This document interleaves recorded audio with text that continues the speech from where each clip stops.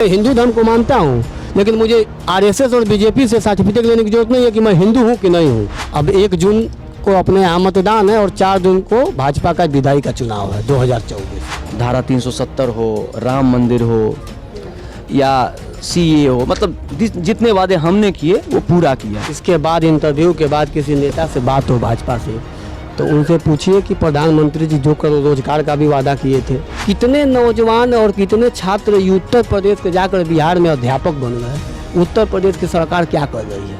ऐसा कोई पेपर नहीं जो लीक ना हो। तो मैं तो डायरेक्ट साथ कह रहा हूँ कि ये सरकार मिलजुल के पेपर को लीक करा रही है, क्योंकि ये रोजगार देने में सक्षम नहीं है। हिटलर का भी 10 साल था राज किया, और हिटलर शाही जो सरकार है उसका ये 10 साल भी पूरा हो गया है।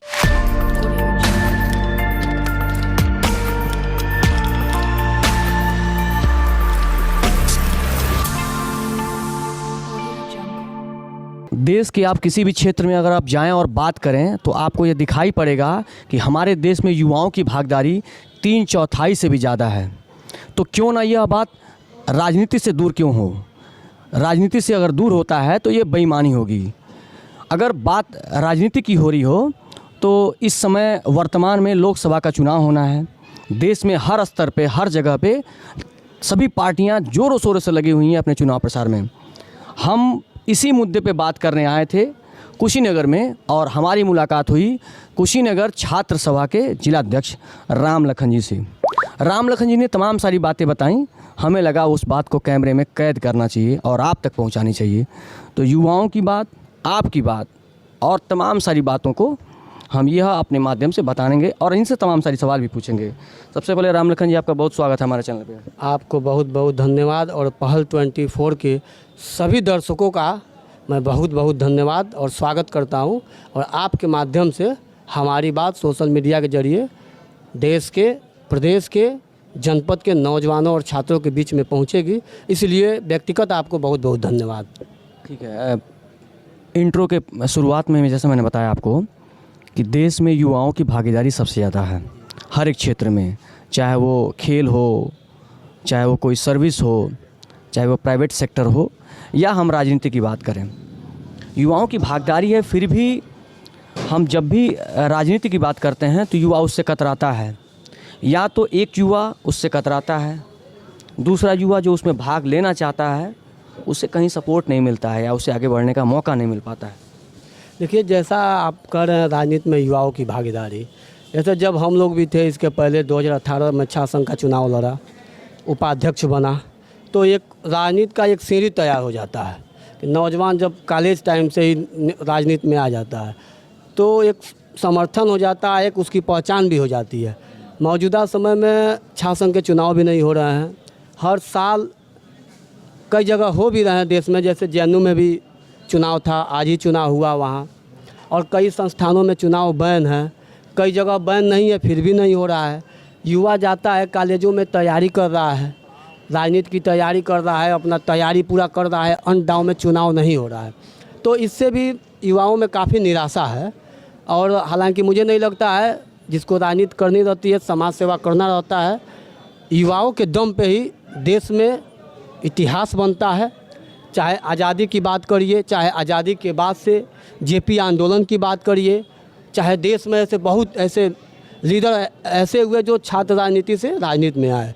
ठीक है, मैं आपकी इस बात से बड़ा ताल्लुक़ रखता हूँ कि आपने कहा कि आज के समय में जो है कॉलेज में चुनाव बंद हो गए हैं, होने चाहिए।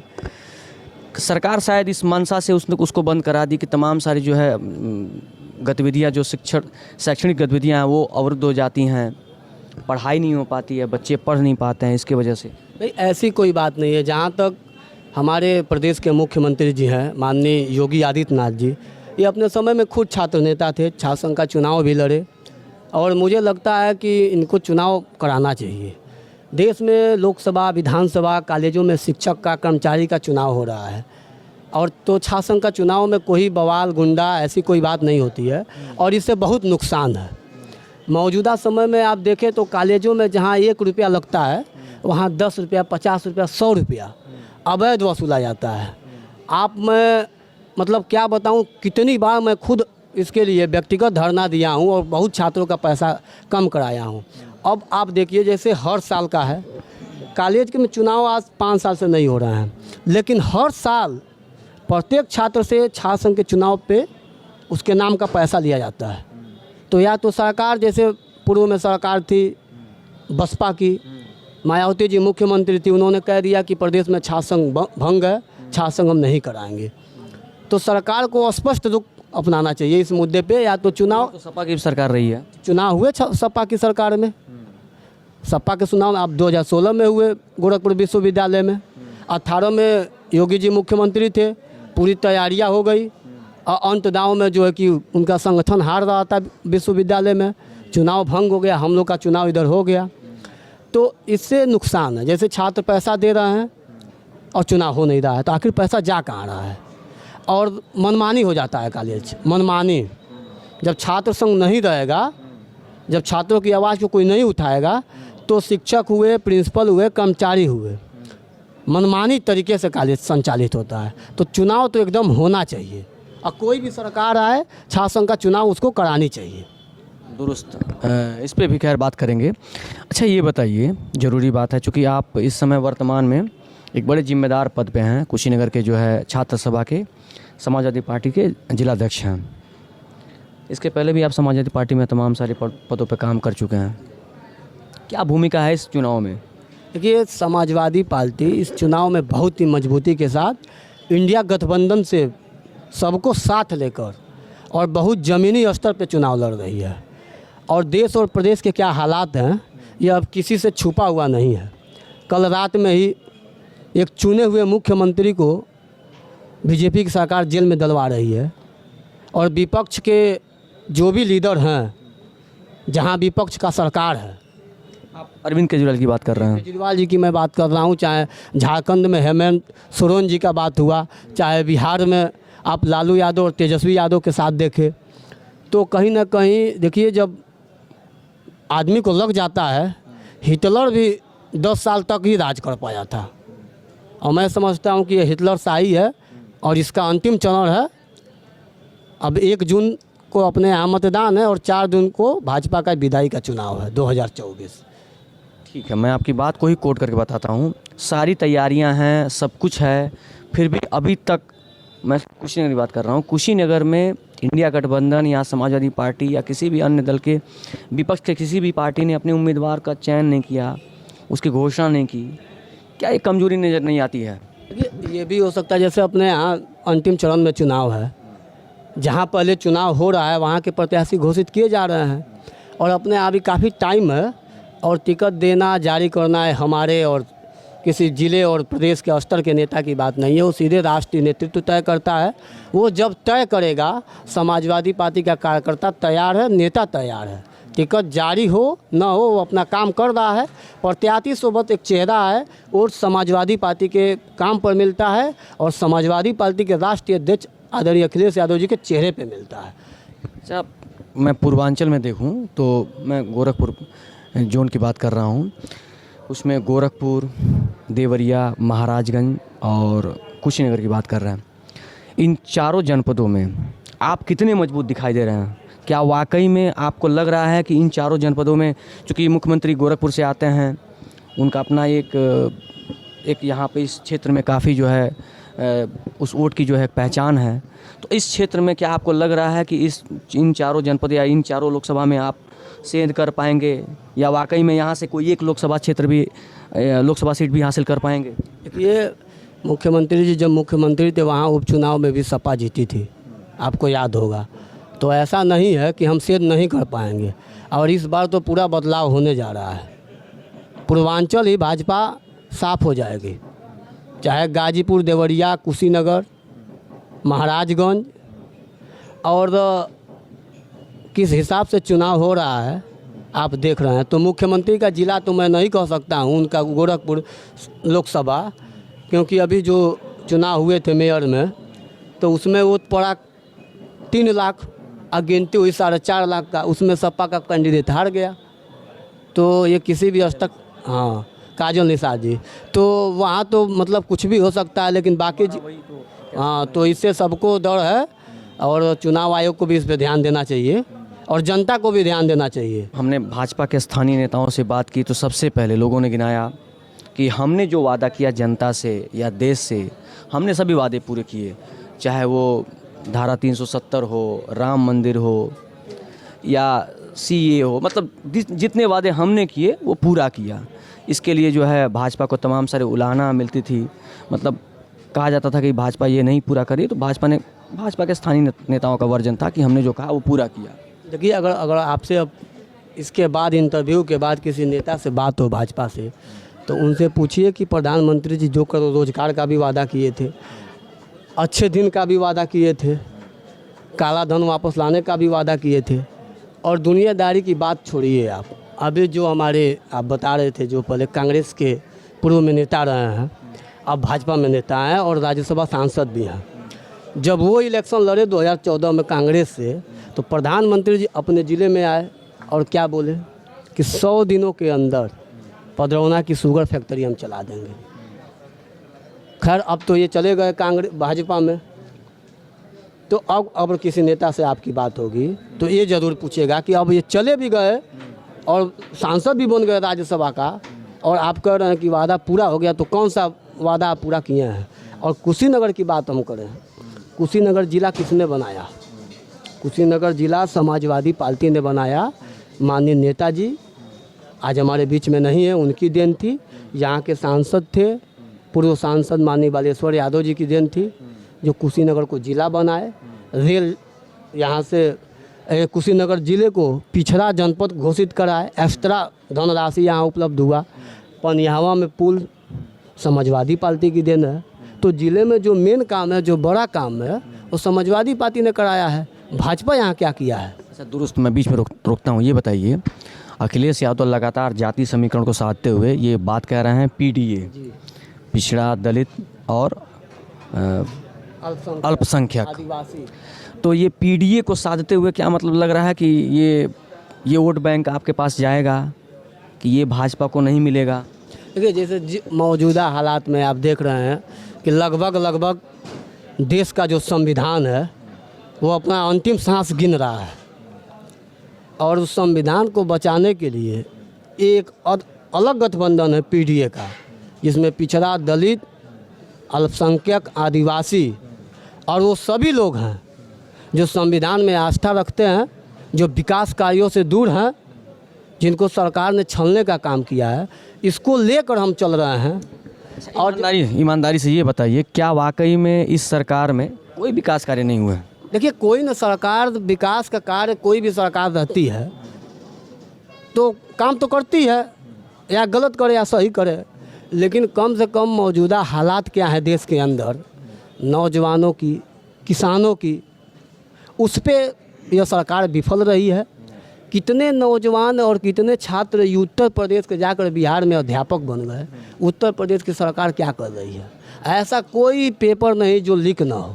तो आज हमारे और सरकार उस पर तत्काल एक्शन लेती है। एक्शन लेके क्या करेंगे? छात्र यहाँ से अगर जा रहा है बनारस, किराया भाड़ा लगा के गया, पेपर दे रहा है, पेपर दे के बाहर निकला, उसको पता चले कि पेपर उसका लीक हो गया है, तो कितना नुकसान हुआ है।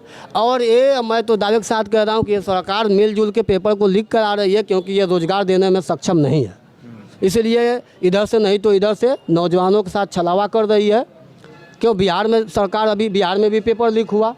अभी तेजस्वी यादव का आप स्टेटमेंट सुने होंगे, 17 महीना में भर्तियाँ हुई वहाँ बिहार में, एक भी पेपर लीक नहीं हुआ। और जब से एनडीए गठबंधन का सरकार बना, नीतीश कुमार में पेपर लीक हो गया। तो इससे यह स्पष्ट, पहले तो मुख्यमंत्री तो नीतीश कुमार ही थे। हाँ थे। 17 महीने में जब आरजेडी और जेडीयू का सरकार बना, वहाँ तेजस्वी थे, उप मुख्यमंत्री थे तेजस्वी यादव। शिक्षक भर्तियाँ हुई, एक भी पेपर लीक हुआ हो तो बता दीजिए। तो एनडीए की सरकार देश में और जिन राज्यों में है, वो छात्रों, नौजवानों के भविष्य के साथ खिलवाड़ कर रही है, और अपने ही आदमी को लगा के और जो है कि पेपर लीक करा देती है कि छात्रों को जो है कि रोजगार देना ना पड़े। अच्छा ये बताइए कि इंडिया गठबंधन में तो सपा जुड़ चुकी है, यहाँ कुशीनगर और महाराजगंज और देवरिया जैसे इन क्षेत्रों की बात करें तो समाजवादी पार्टी को क्या कांग्रेस और बसपा से गठबंधन करने का नुकसान जैसे पूर्व में सहना पड़ा है, तो क्या इस चुनाव में भी नुकसान होगा, आपको लग रहा है? हमारे इंडिया अलायंस में अभी कांग्रेस शामिल है और समाजवादी पार्टी उत्तर प्रदेश में। और दोनों साथ मिलकर चुनाव लड़ेंगे। और कुशीनगर जो लोकसभा सीट है इस समाजवादी पार्टी के खाते में है और समाजवादी पार्टी अपना कैंडिडेट उतारेगी। और मुझे नहीं लगता है कि इसमें कोई नुकसान की बात है। समाजवादी पार्टी इसके पहले भी जब गठबंधन नहीं की थी तो भी 35 सीट 36 सीट जिताई थी नेताजी के समय में। और समाजवादी पार्टी कार्यकर्ता वोटर्स और कांग्रेस के वोटर सब एक साथ आ गए हैं और वो सभी लोग एक साथ आ गए हैं जिनको इस सरकार ने छलावा किया, उनके साथ उनके भविष्य के साथ खिलवाड़ किया है। तो कहीं ना कहीं ये अंतिम चरण है। और मैं जैसा पहले आपको बताया हूँ कि ये 10 साल है, हिटलर का भी 10 साल था राज किया और हिटलर शाही जो सरकार है उसका ये 10 साल भी पूरा हो गया है।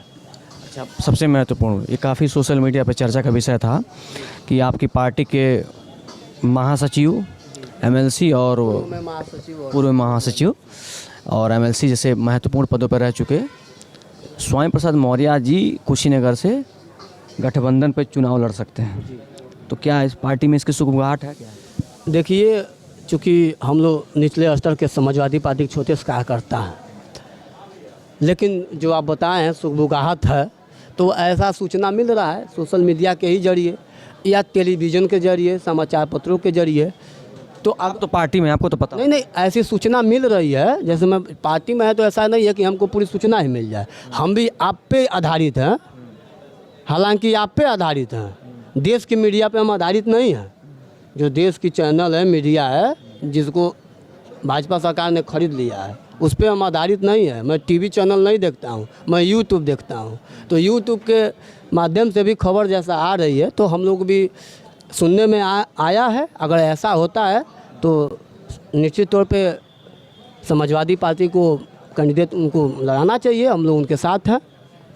पार्टी से रेजिग्नेशन त्यागपत्र क्यों दे दिए? अब देखिए, वो उनका क्या मामला था उस पर हम लोग नहीं जाना चाहते हैं। राजनीति में लोग सुबह रहते हैं इस पार्टी में, रात में चले जाते हैं इस पार्टी में।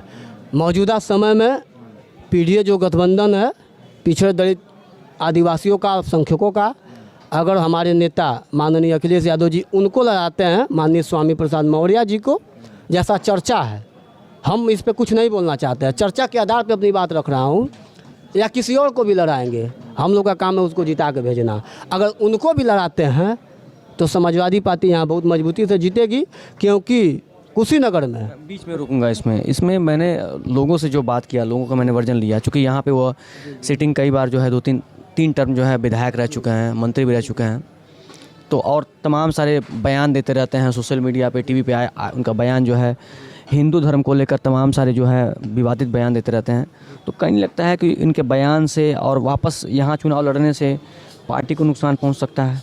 नहीं, पार्टी को कोई नुकसान नहीं। उनके बयान से जिनको नुकसान होता है वो गिने चुने लोग हैं, और गिने चुने लोगों के नुकसान से समाजवादी पार्टी और देश के आप हिंदू धर्म को नहीं, मैं हिंदू धर्म को मानता हूँ, लेकिन मुझे आरएसएस और बीजेपी से सर्टिफिकेट लेने की जरूरत नहीं है कि मैं हिंदू हूँ कि नहीं हूँ। हिंदू देश के राष्ट्रपति भी हैं, उनको मंदिर क्यों नहीं बुलाया गया? आप बताइए, उद्घाटन में बुलाना चाहिए ना, देश की सर्वा हैं, राष्ट्रपति हैं। तो मैं कह रहा हूँ कि मैं हिंदू हूँ कि नहीं हूँ, ये मुझे बीजेपी और आरएसएस से सीखने की ज़रूरत नहीं है।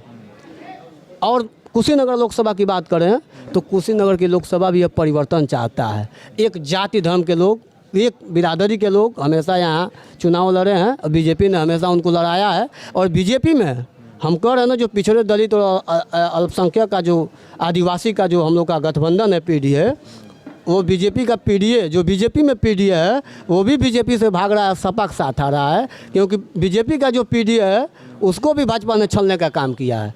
हर बार एक ही बिरादरी के प्रत्याशी अब लगा देते हैं। कुशीनगर में और भी बिरादरी के लोग हैं, बीजेपी में नेता हैं, तो कहीं ना कहीं जो बीजेपी का पीडीए जो उसमें वोट दे रहा है, अब उसको महसूस हुआ है कि पिछड़े दलितों को भाजपा ने ठगने का काम किया है। अब वो सपा के पीडीए के साथ आ गए हैं कुशीनगर में। व्यक्तिगत बात बता रहा हूँ, ऐसा भी चर्चा है। अब टिकट जारी होगा, आप देखिएगा भाजपा के प्रत्याशी यहाँ कई लाख वोटों से चुनाव हारेंगे। ये मोदी जी की गारंटी को लेकर मैं अंतिम अपनी बात कहना चाहता हूँ आपके चैनल के माध्यम से, कि मोदी जी ने गारंटी कुशीनगर में आके भी दिए थे 2014 में चीनी मिल चलवाने का। तो गारंटी अगर वो पूरा कर सके, चूँकि अब तो 10 साल है, अंतिम समय उनका है।